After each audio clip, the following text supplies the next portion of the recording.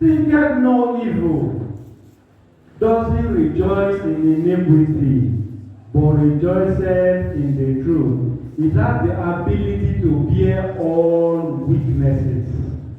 It believes all things.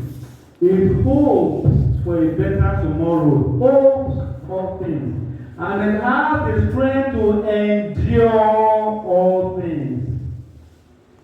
Agape love never fails.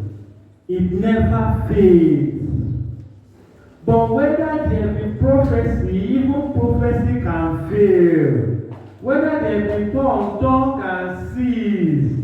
But whether there be knowledge can vanish away. But agape love never fails.